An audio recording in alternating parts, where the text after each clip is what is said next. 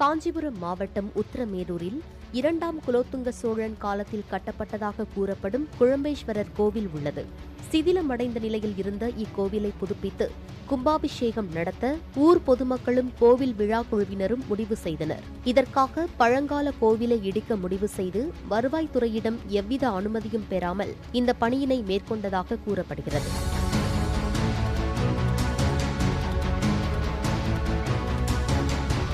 JCB கொண்டு கோவில் கருவறையின் நுழைவு வாயிலின் முன் உள்ள கருங்கற்களால் ஆன படிக்கட்டுகளை அகற்றினர்.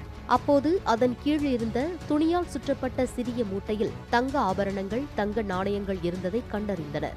சுமார் 100 சவரன் அளவில் தங்க நகைகள் இருந்துள்ளன. தங்கத்தை அப்பகுதி பொதுமக்கள் சிலர் எடுத்துச் சென்றதாகவும் கூறப்படுகிறது.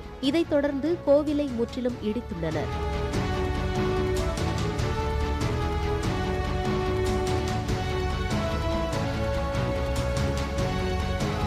கோவில் இடிப்பு மற்றும் புதையல் குறித்த தகவல் அறிந்த வருவாய்த்துறையினர் காவல்துறையினருடன் கோவிலுக்கு வந்து பொதுமக்களிடமிருந்த நகைகளை கைப்பற்றி மதிப்பீடு செய்து விசாரணை மேற்கொண்டு வருகின்றனர்.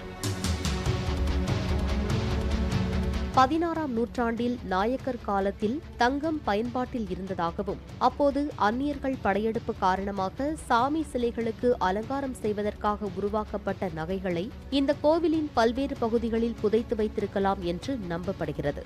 மேலும் அம்பாளையும் பல அரிய தெய்வ சிலைகளையும் தற்போது காணவில்லை என்று ஊர் மக்கள் கூறுகின்றனர்.